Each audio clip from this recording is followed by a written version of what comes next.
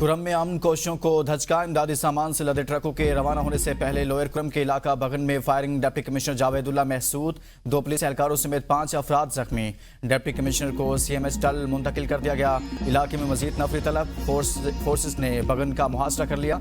Security खदशात के पेश नज़र काफिले को टल में रोक दिया गया।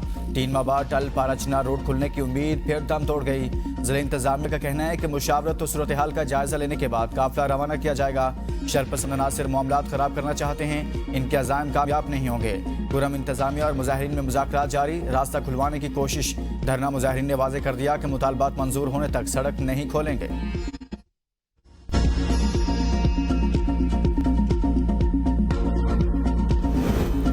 खैबर पख्तूनख्वा के मुशीर इत्तलात पर सैफ CMH टल पहुंच के जख्मी डिप्टी कमिश्नर जावेदुल्ला महसूद की आदत कहते हैं कि बगन हमला नामालूम शरपसंदों की मजमूम साजिश है। डिप्टी कमिश्नर की सर्जरी जारी है, ताहम हालत खतरे से बाहर है। हालात मुकम्मल तौर पर काबू में हैं। दोनों फ्रीकैन से पुरअमन रहने और साजिश की जद में न आने की अपील करते हैं। जल्द काफिले को दोबारा रवाना किया जाएगा। सदर वज़ीर आज़म बिलावल भुट्टो की सरकारी गाड़ियों के काफिले पर फायरिंग के मज़म्मत। सदर मुमलिकत का आम सबोटाज करने वालों के खिलाफ सख्त कार्रवाई की जरूरत पर जोर। शरपसंद अनासिर अवाम के दुश्मन फसाद फैलाना चाहते हैं। वज़ीर आज़म का कहना है कि अमन वाहिदे को नुकसान पहुँचाने की कोशिश की गई। अमन व अमान में खलल डालने वाले इंसानियत को दुश्मनों को कामयाब नहीं होने देंगे।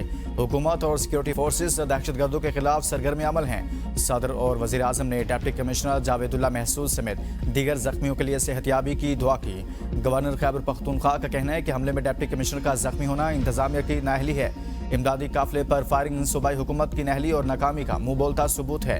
वज़ीर दाखिला का कहना था कि सरकारी गाड़ियों पर फायरिंग का वाकया अमन वाहिदा सबोटाज करने की साजिश है।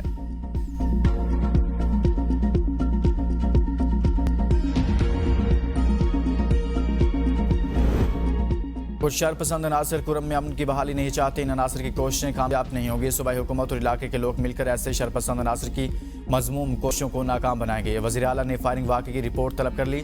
अली अमीन गंडापुर कहते हैं इलाके के लोगों ने इन्हें अनासर की निशानदही और इन्हें कैफले किरदार तक पहुँचाने में ताउन करें। इस वाक़े से कुरम में अमन की बहाली के लिए हुकूमत और इलाका उमायदीन की कोशिशें मुतासिर नहीं होंगी। सूबाई हुकूमत इलाका उमायदीन के ताउन से इलाके में मुकम्मल अमन की बहाली तक कोशिशें जारी रखेगी। फ्रीकैन के दरमियान मुआहिदा इस बात का सबूत है कि कुरम के लोग पुरअमन हैं और वो इलाके में अमन चाहते हैं।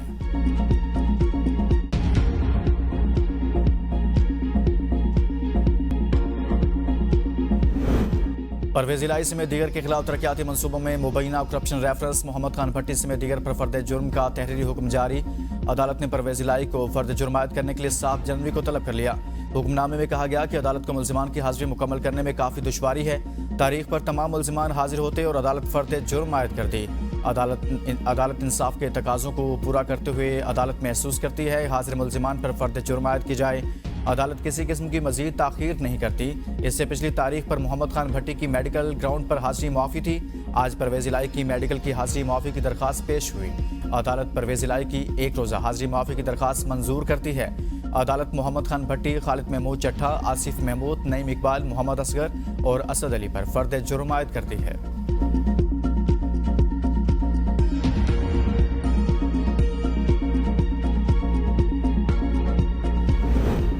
बेरोजगारी नासूर बनने लगी। 10 वर्ष में बेरोजगारी की शरह 1.5% से बढ़कर 7% तक पहुंच गई।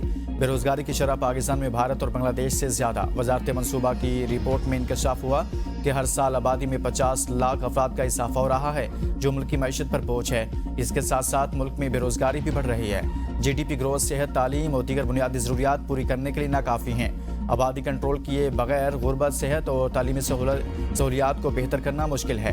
खित्ते के दीगर ममालिक की निस्बत पाकिस्तान में ख़वातीन रोज़गार में भी सबसे पीछे हैं। बेरोज़गारी ख़त्म करने के लिए पाकिस्तान को सालाना 15 लाख नौकरियों की ज़रूरत है।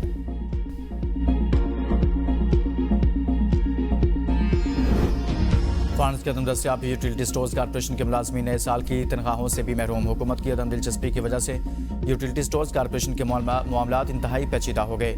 सामान सप्लाई करने वाली कंपनियों के अरबों रुपए के बकायाजात की अदम अदायगी से कंपनियां सामान देने से इनकारी।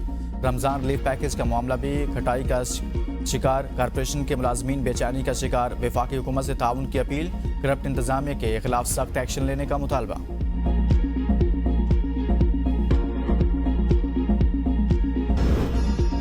16 साल से सिंध में बदतरीन हुक्मरानी का सिलसिला जारी। हुक्मरान नहली और बदउनवानी में रिकॉर्ड तोड़ रहे हैं। एमक्यूएम रहनुमा फारूक सत्तार का तकरीब से खिताब कहा, सिंध में मेयार तालीम का बेड़ा गर्क किया जा रहा है।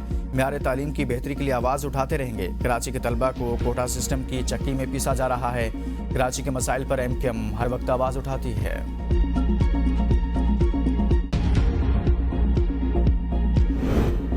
9 मई में 6 मुकदमात में शाह महमूद कुरैशी के वकील से जमानतों पर दलाइल तलब। समाअत 21 जनवरी तक मुलतवी। शाह महमूद कुरैशी के वकील जमानतों पर दलाइल के लिए इंसदादी दहशतगर्दी अदालत लाहौर में पेश नहीं हुए। इंसदादी दहशतगर्दी अदालत के जज मंजर अली गिल ने केसेस की समाअत की।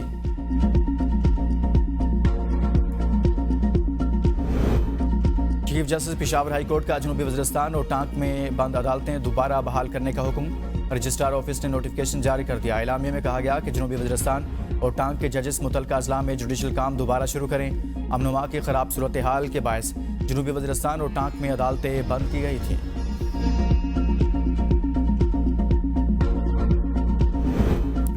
छब्बीस नवंबर एहतजाज, मजीद 40 गिरफ्तार PTI कारकुनान की जमानतें मंजूर। इंसदादी दहशतगर्दी अदालत का मुलजिमान को फौरी रिहा करने का हुक्म अदालत की जानिब से गुज़िश्ता रोज़ मंजूर की गई। जमानतों का तहरीरी फैसला जारी। अदालत ने 5,000 रुपये मुचलकों की एवज जमानतें मंजूर की।